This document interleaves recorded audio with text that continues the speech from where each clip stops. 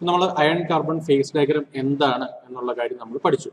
ഇതാണ് നമ്മുടെ ഇപ്പൊ നിങ്ങളുടെ സ്ക്രീനിൽ കാണുന്നതാണ് അയൺ കാർബൺ ഫേസ് ഡയഗ്രം. ഇത് നമ്മൾ എങ്ങനെ വരയ്ക്കാം, ഇതിൽ എന്തൊക്കെയാണ് ഫേസുകൾ ഉള്ളത്, ഏതൊക്കെ ടെമ്പറേച്ചറുകളാണ് ഇമ്പോർട്ടന്റ്, ഏതൊക്കെ ഇൻവേരിയൻ റിയാക്ഷൻസ് ആണ് ഇമ്പോർട്ടന്റ്, ഈ കാര്യങ്ങളെല്ലാം നമ്മൾ ഓൾറെഡി പഠിച്ചു കഴിഞ്ഞു.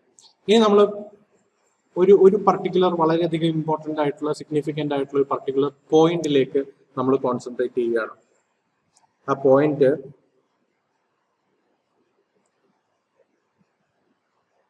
നമ്മുടെ യൂടെക്ടോയിഡ് പോയിന്റ് ആണ് നമ്മളിവിടെ കൺസിഡർ ചെയ്യുന്നത്. യൂടെക്ടോയിഡ് പോയിന്റ് ആണ് നമ്മളിവിടെ കൺസിഡർ ചെയ്യുന്നത്. ഈ യൂടെക്ടോയിഡ് പോയിന്റിന് മുകളിൽ ഓസ്റ്റനൈറ്റിക് ട്രാൻസ്ഫോർമേഷൻ ആണ്, ഓസ്റ്റനൈറ്റ്സ് ആണ് ഉണ്ടാവുന്നത്. അപ്പം തന്നെയല്ല ഇവിടുത്തെ മൈക്രോ സ്ട്രക്ചറൽ ചേഞ്ചസ്, അതായത് ഓസ്റ്റനൈറ്റിക് ടെമ്പറേച്ചറിന് മുകളിലേക്ക് ഹീറ്റ് ചെയ്ത അയൺ കാർബൺ അലോയിനെ നമ്മൾ തിരിച്ച് കൂൾ ചെയ്യുന്ന സമയത്ത് ഉണ്ടാകുന്ന മൈക്രോ സ്ട്രക്ചറൽ ചേഞ്ചസ് നമുക്ക് പഠിക്കണം. അതിനു വേണ്ടിയിട്ട് ഞാൻ ഒരു എക്സാമ്പിൾ ആയിട്ട് 3 അലോയ് ഞാൻ കൺസിഡർ ചെയ്യുന്നു. 3 അലോയ് ഞാൻ കൺസിഡർ ചെയ്യുന്നു. ഈ 3 അലോയിൽ 3 അലോയ് എന്ന് പറയാൻ കാര്യം, താഴോട്ട് ഡ്രോപ്പ് ചെയ്യുന്ന സമയത്ത് അതെല്ലാം ഏതെങ്കിലും ഒരു പർട്ടിക്കുലർ കോമ്പോസിഷന് ഈക്വലന്റ് ആയിരിക്കും. ഇവിടെ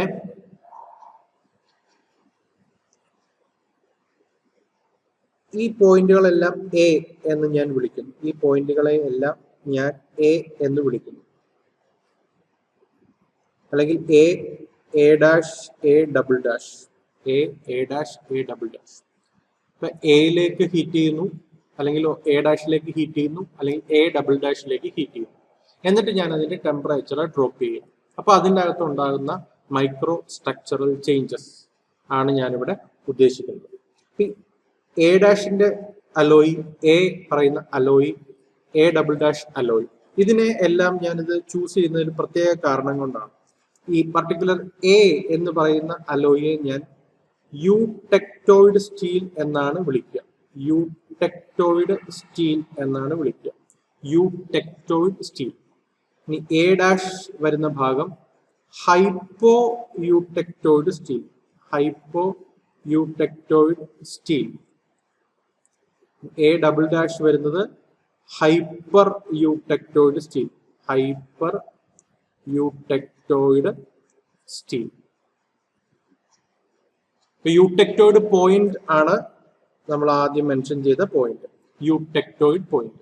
ആ പർട്ടിക്കുലർ സ്റ്റീലിനെ ഞാൻ യൂടെക്ടോയിഡ് സ്റ്റീൽ എന്ന് വിളിച്ചു. ലെഫ്റ്റ് സൈഡിൽ ഉള്ളതിനെ ഹൈപ്പോ യൂടെക്ടോയിഡ് എന്നും റൈറ്റ് സൈഡിൽ ഉള്ളതിനെ ഹൈപ്പർ യൂടെക്ടോയിഡ് സ്റ്റീൽ എന്നും വിളിച്ചു. ഇനി ഇവിടെ ഞാൻ ചെറിയ പോയിന്റുകൾ മാർക്ക് ചെയ്യാണ്. ബി എന്ന് പറയുന്ന പോയിന്റ്, ദെൻ സി എന്ന് പറയുന്ന point, sorry B dash C dash. അതുപോലെ തന്നെ ഇവിടെ B double dash C double dash. ഇവിടെ ഞാൻ സി എന്ന് പറയുന്ന പോയിന്റ് എടുക്കും. ഇവിടുത്തെ മൈക്രോ സ്ട്രക്ചറൽ ചേഞ്ചസ് ആണ് നമുക്ക് അറിയേണ്ടത്. മൈക്രോ സ്ട്രക്ചറൽ ചേഞ്ചസ് ആണ് നമുക്ക് അറിയേണ്ടത്. അപ്പൊ എ എങ്ങനെയായിരിക്കും ഇരിക്കുക?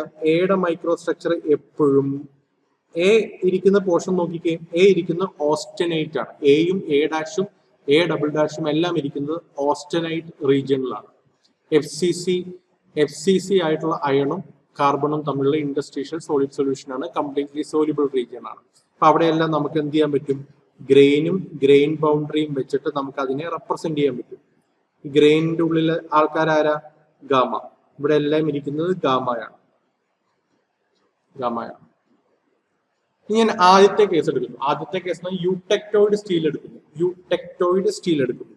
അപ്പൊ എ എന്ന് പറയുന്നത് സിയിലേക്ക് മാറുകയാണ്. എ എന്ന് പറയുന്ന ആള് സിയിലേക്ക് മാറുന്ന സമയത്ത് അവിടെ നമുക്ക് കാണുന്ന മൈക്രോ സ്ട്രക്ചർ ഒരു ബാൻഡ് രീതിയിലായിരിക്കും. മൈക്രോ സ്ട്രക്ചർ ഒരു ബാൻഡ് രീതിയിലായിരിക്കും.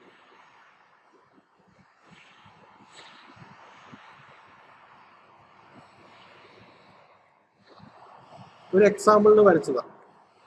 ഇതിലെ ഡാർക്ക് ലൈൻസ് എല്ലാം ആൽഫയും വൈറ്റ് റീജിയൻസ് എല്ലാം Fe3C ആയിരിക്കും. ഈ ആൾക്കാർ. ഡാർക്ക് ലൈൻസ് എല്ലാം ആൽഫയും അതിന്റെ ഇടയിലെ വൈറ്റ് സ്പേസുകളെല്ലാം Fe3Cയും ആയിരിക്കും.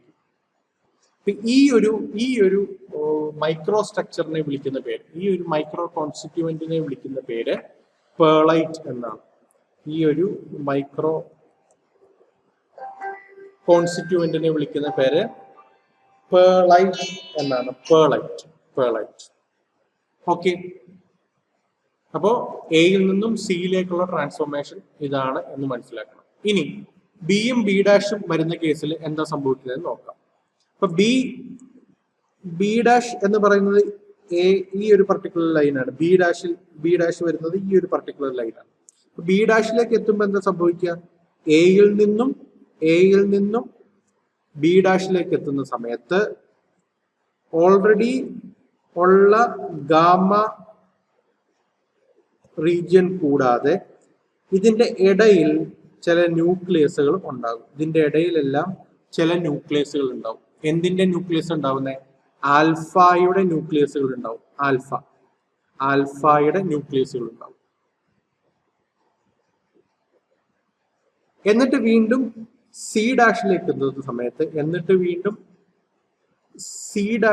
എത്തുന്ന സമയത്ത് ഈ ഉണ്ടായ ആൽഫകളെല്ലാം ആൽഫകളായി വലുതായി നിൽക്കും. ആൽഫകളായിട്ട് നിൽക്കും. ബാക്കി ഭാഗത്തെല്ലാം ബാൻഡ് ലൈക്ക് ഫോർമേഷൻ നടക്കും. അതായത് ഇതെല്ലാം ആൽഫയും ഇടയിലുള്ള റീജിയൻ Fe3Cയും ആയിരിക്കും.